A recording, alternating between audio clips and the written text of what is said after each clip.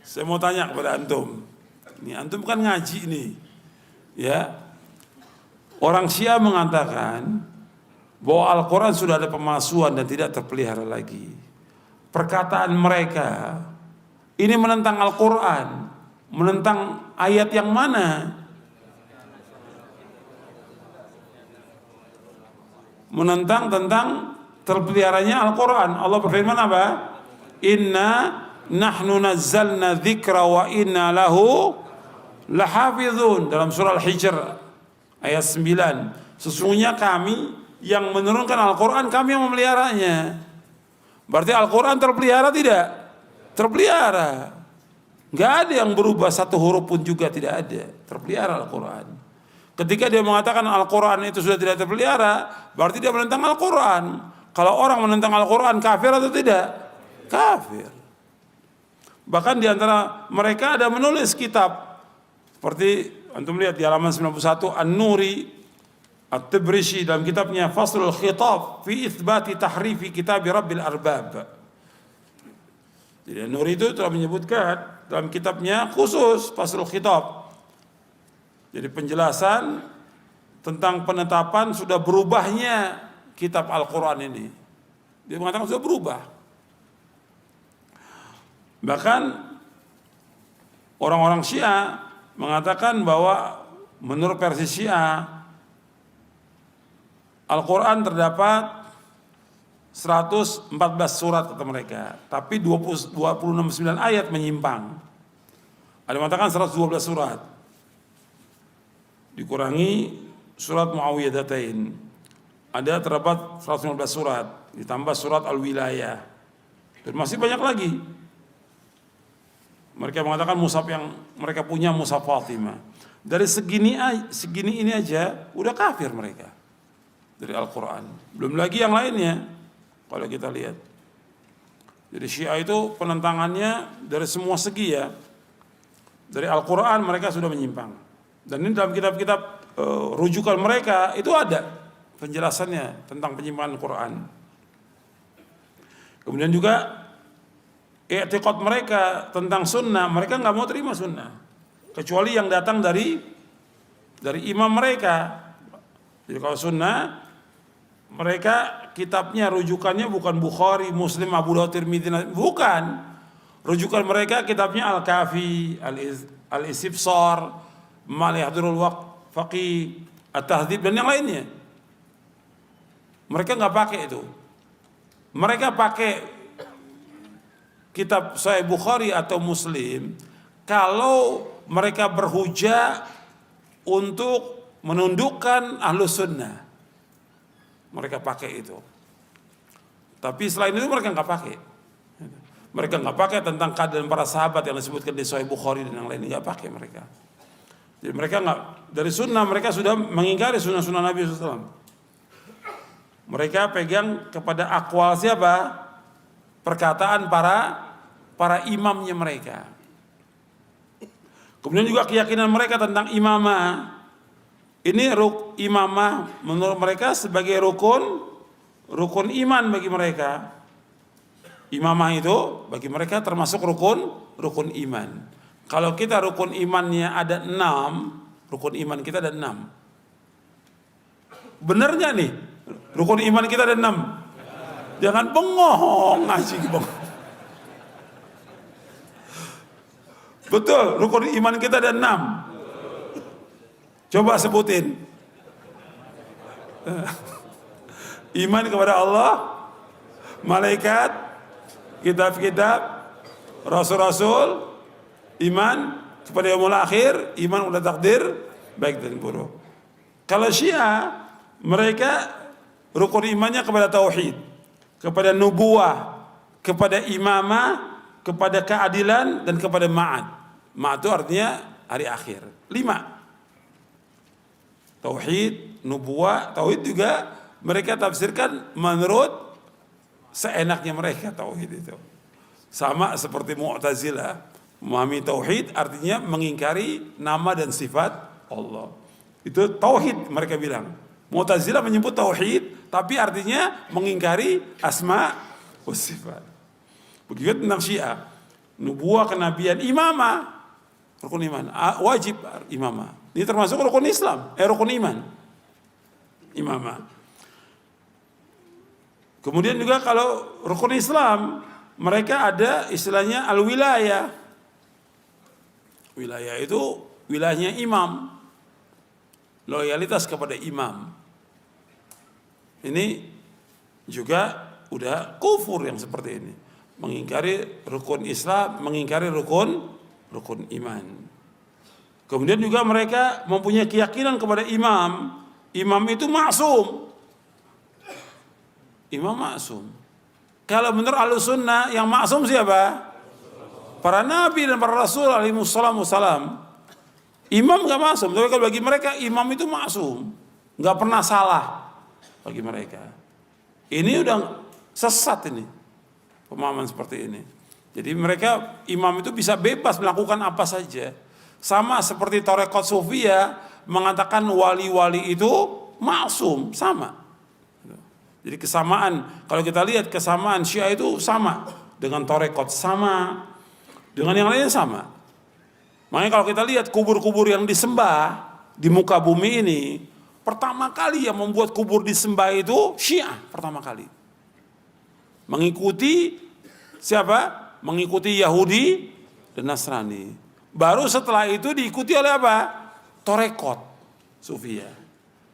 Sebab di Syiah itu ajarannya imam itu maksum, maka kuburan imam harus dibangun dan disembah oleh mereka, ditawaf kuburan imam itu.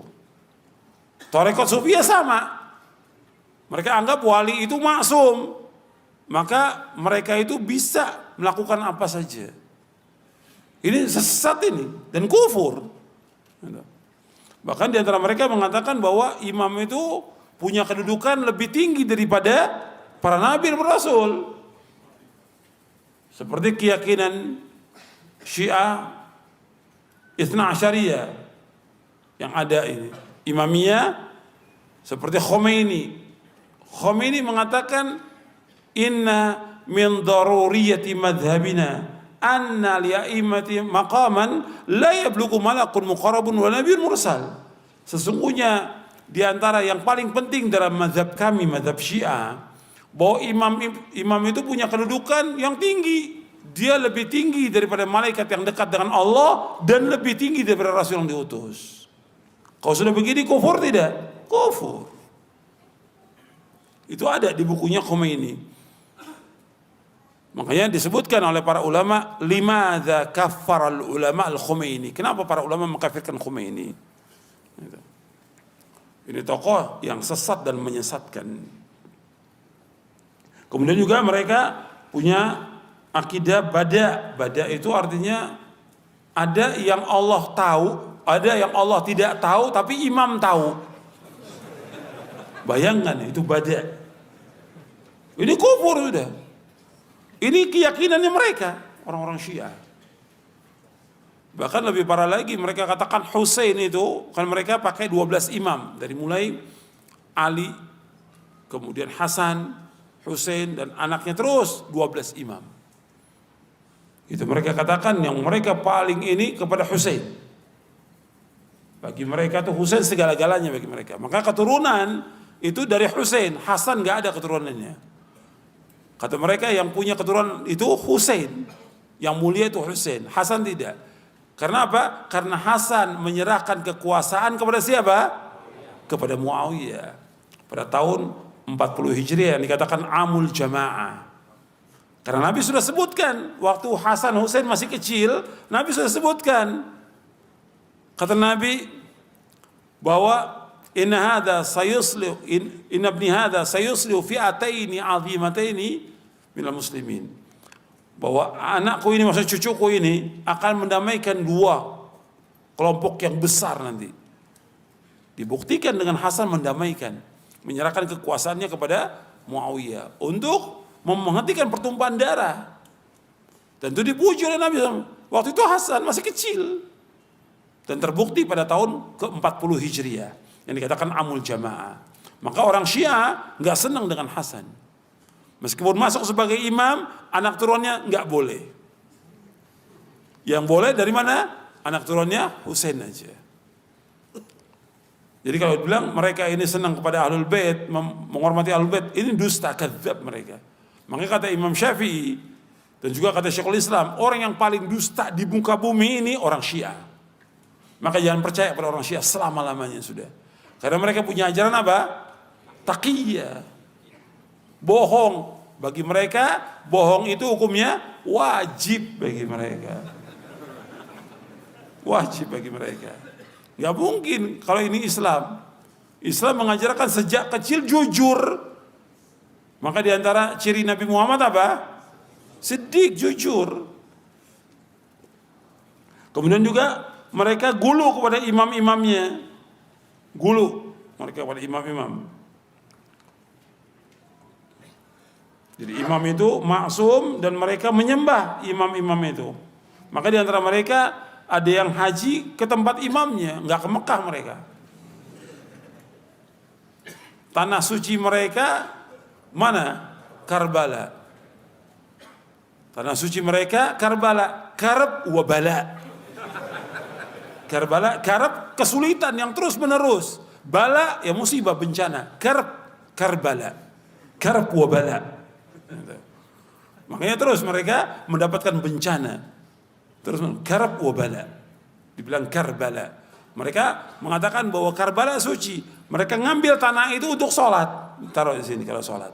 Itu dari Karbala kata mereka. Kalau tokoh-tokohnya iya, tapi kalau yang awam tidak. Tapi kalau tokoh-tokohnya mesti bawa tanah itu. Karbala. Karab wabala. Maka bencana terus buat mereka. Gitu. Maka akhir kehidupannya banyak yang gila mereka. Karab wabala.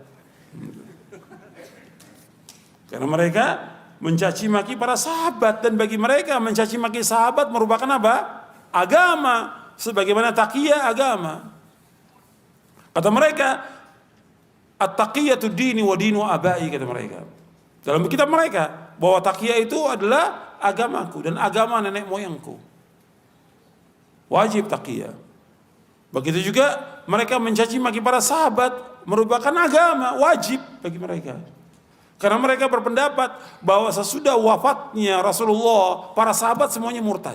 Kecuali yang nggak murtad, Ali bin Abi Thalib, Salman Al-Farisi, Abu Dzar Al-Ghifari, dan yang lainnya berapa orang. Semuanya murtad. Berarti mengkafirkan siapa? Para sahabat. Yang paling mereka benci, dua orang yang dicintai oleh Allah dan Rasulnya. Siapa? Abu Bakar dan Umar. Nggak mungkin mereka ini orang Islam, nggak mungkin. Kalau orang Islam mesti mencintai siapa?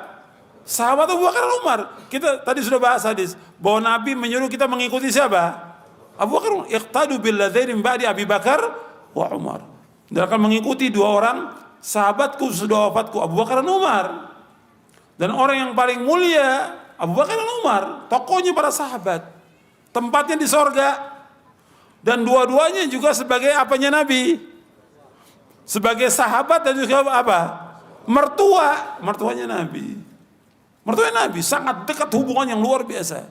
Tapi itu jadikan agama mencaci maki sahabat Abu Bakar dan Umar. Dicaci maki oleh mereka. Dalam sholatnya caci maki, dalam majelisnya mereka caci maki Abu Bakar, Umar. Nggak mungkin. Kalau orang Islam nggak mungkin. Nabi bersabda, sallallahu alaihi wasallam, la tasubbu ashabi. Falau anna adakum anfaqa mithla Uhudin dhahaba ma balagha mudda nasifa. Dalam hadis yang diriwayatkan oleh Imam Bukhari, Muslim, Tirmidzi dan yang lainnya, Nabi bersabda SAW dari sahabat Abu Sa'id Al-Khudri radhiyallahu anhu, la tasubbu ashabi, janganlah kalian mencaci maki para sahabatku. Falau anna ahadakum anfaqa mithla Uhudin dhahaba, kalau seandainya seorang dari kamu infak sebesar gunung Uhud berupa emas, ma balagha mudda nasifa, enggak mencapai infaknya sahabat, meskipun mereka infak sebesar 2 telapak tangan. Tidak juga separohnya. Artinya sekarang ini hadis sahih Bukhari Muslim. Kita infak nih berupa gunung Uhud, berupa emas. Kalau antum yang sudah pernah umrah atau haji melihat di Madinah itu gunung Uhud, besarnya gunung Uhud itu. Sebesar-besarnya panjang gunung Uhud. Itu nggak bisa dihitung dengan ribuan ton itu, gunung Uhud. Sekarang kita dijadikan oleh Allah berupa emas gunung Uhud itu. Kita infakkan itu. Kalau kita infakkan berupa gunung Uhud, berupa emas itu cukup buat bangsa Indonesia. Kita infakkan semuanya, belum bisa mencapai derajat siapa? Sahabat. Sahabat infak berupa makanan, satu piring umpamanya, kita infak sebesar gunung Uhud, belum bisa mencapai derajat sahabat. Karena apa? Karena imannya mereka, karena ikhlasnya mereka, karena jihadnya mereka, karena jujurnya mereka, karena takutnya mereka kepada Allah, dan yang lainnya. Dari amal-amal hati yang gak bisa dicapai oleh orang-orang yang sesudahnya. Sahabat ini generasi yang gak pernah ada di zaman sebelum Nabi Muhammad SAW, dan tidak pernah ada lagi sepanjang masa tentang mereka. Sebaik-baik manusia di muka bumi ini, yang semuanya Allah sebutkan dalam Al-Quran, wa kullan wa'adallahu husna. Semua para sahabat kami jamin mereka dengan sorga semuanya. Gak boleh mencaci maki sahabat. Makanya dikatakan oleh Abdullah bin Umar radhiyallahu anhu, la tasubbu ashab Muhammadin. Jangan kalian mencaci maki para sahabat. Fala maqamu ahadin minhum khairun min amalikum arba'ina sana. Kata Abdullah bin Umar, jangan kalian mencaci maki sahabat. Seorang sahabat nggak boleh. Sesungguhnya berdirinya sahabat bersama Nabi sesaat lebih baik daripada amal kita selama 40 tahun. Dibawakan oleh Imam Ahmad bin Hanbal dalam kitabnya Fadailus Sahabah, dan riwayat yang sahih. Jadi betul-betul keutamaan para sahabat. Dan di setiap kitab hadis disebutkan tentang keutamaan para sahabat. Ada manaqib ya. Manaqibnya Abu Bakar, manaqibnya Umar. Mestinya orang menyebutkan tentang manaqib atau fadail as-sahabah, keutamaan para sahabat. Tapi kalau kita lihat orang-orang menyebut manaqib siapa? Abdul Qadir Jailani. Bukan manaqib sahabat, manaqib Abdul Qadir. Betul, Syekh Abdul Qadir ini orang mulia. Dia orang soleh. Tapi yang pantas disebutkan siapa? Sahabat yang lebih mulia dari semua manusia di muka bumi ini. Antum lihat kalau ahlul bid'ah itu bukan menyebutkan yang benar, ini udah salah Syiah. Kemudian diikuti lagi sama ahlul bid'ah yang lain. Kemudian mereka ngadakan itu manakiban, istilahnya manakiban. Motong ayam jago karena Syekh Abdul Qadir senang sama ayam jago, kata mereka. Jadi ini macam-macam, sudah agama dirusak sudah sama kelompok-kelompok yang sesat dan menyesatkan dalam bid'ah. Maka antum harus belajar Quran dan Sunnah. Jadi tahu ini nggak benar, ini benar, dia tahu. Jangan diikuti, jangan dibela. Makanya juga harus, ini jadi peringatan juga nih buat semuanya. Ya buat antum, buat juga para ustadznya, para dai, para penceramah, para kiai, termasuk para pejabat juga di Indonesia. Ini Syiah sesat, jangan dibela.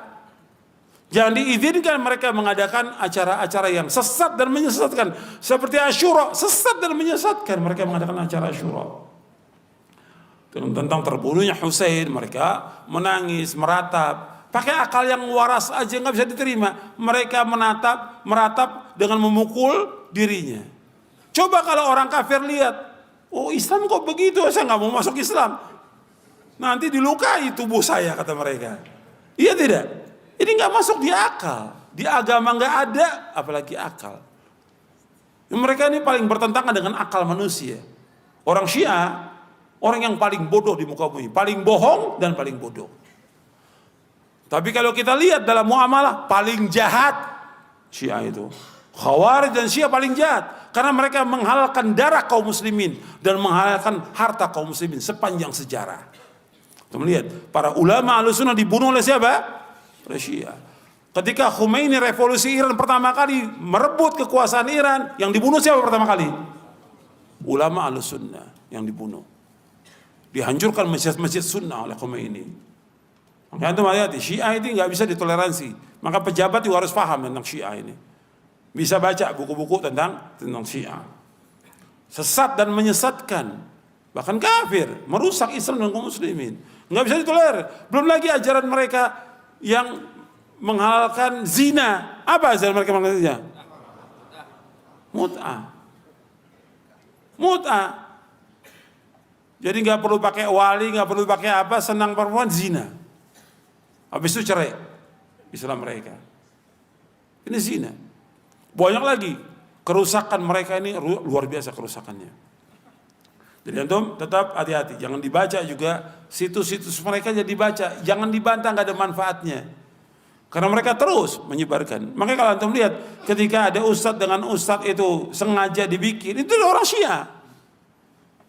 Nah antum nggak tahu, baca media sosial sengaja ustadz ini diadu domba oleh siapa? Syiah yang nulisnya.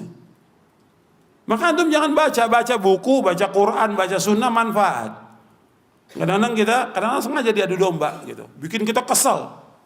Dijelekan ustadz fulan, yang jeleknya sama Syiah. Gitu. Dan kalau isu-isu politik yang diangkat siapa? Syiah. Ini kalau kita nggak milih ini, nanti Syiah merajalela. Sama aja antum pilih ini sama, Syiah juga merajalela. Salahnya dan bodohnya ini didukung oleh siapa? Ustadz. Masa ustadz ikut milih dukung partai politik? Ya nggak bener dong. Nggak bisa ketemu antara dakwah dengan partai politik. Selama-lamanya nggak bisa ketemu. Dakwah ngajak orang kemana?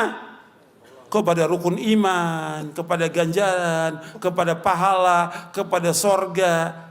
Kalau ini ngajak kemana? Ngajak kepada golongan, ngajak kepada perpecahan, ngajak kepada kedudukan, ngajak kepada kekuasaan. Kata Syekhul Islam Ibnu Taimiyah rahimahullah dalam kitabnya Majmu' Fatawa, bahwa di antara sumber kerusakan orang cinta kepada harta dan kedudukan, itu sumber kerusakan. Dasarnya apa? Syekhul Islam mengatakan demikian. Madhibani, sabda Rasulullah, madhibani ja'i'ani ursila fi ghanamin biafsadalaha min hirsil mar'i ala dini wa syar'i dini. Dua serigala yang dilepas di kerumunan kambing itu tidaklah lebih merusak daripada ketamakan manusia kepada harta dan kedudukan yang merusak agamanya. Hadis sahih riwayat Ahmad, Tirmidzi dan yang lainnya. Untuk lihat, kalau orang sudah punya kedudukan, jabatan, semua rusak sudah. Betul nggak? Kenyataan. Kalau udah punya jabatan, kedudukan, dirusak semuanya oleh dia. Ya agamanya dia rusak, keluarganya dia rusak, agama dia rusak, umat juga dirusak oleh dia. Bahkan teman-teman dia yang dekat pun dirusak oleh dia. Nggak cukup menjatuhkan, nggak cukup. Tapi dia berpikir bagaimana supaya temannya itu mati, gitu. Atau dipenjara. Iya tidak? Itu jahat. Ini kedudukan, berbahaya. Makanya ketamakan itu nggak bakal ketemu kita. Antara dakwah dengan yang seperti ini akan ketemu selama-lamanya. Kita kembali kepada tadi. Jadi Syiah ajarannya itu sesat dan menyesatkan. Kalau kita lihat lagi, sahabat-sahabat dicaci maki yang mulia. Abu Bakar dan Umar dicaci maki oleh mereka.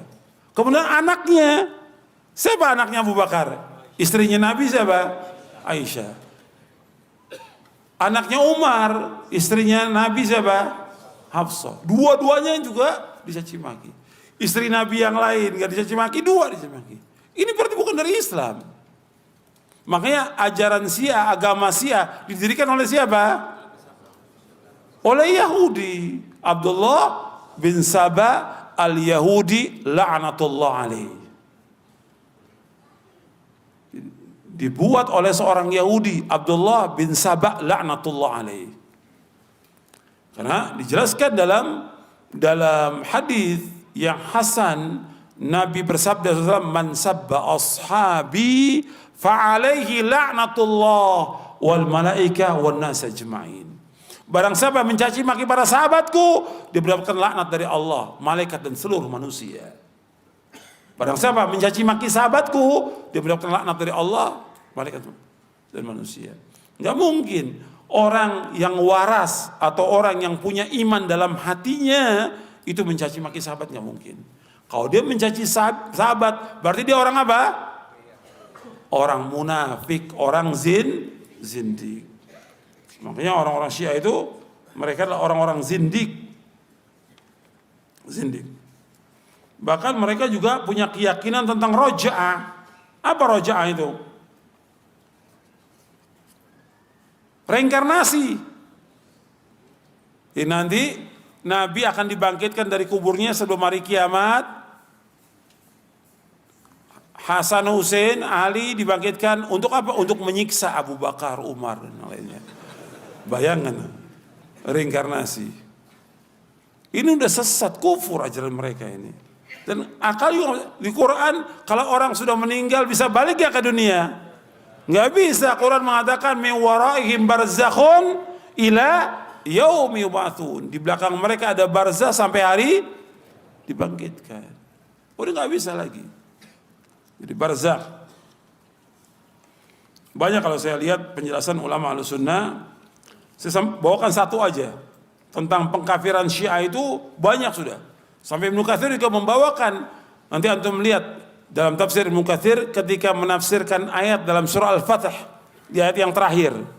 Dibawakan perkataan Imam Malik tentang kafirnya orang-orang Syiah di tafsir Ibnu Katsir. Dan banyak kalau saya lihat puluhan nih saya catat tentang para ulama mengkafirkan Syiah.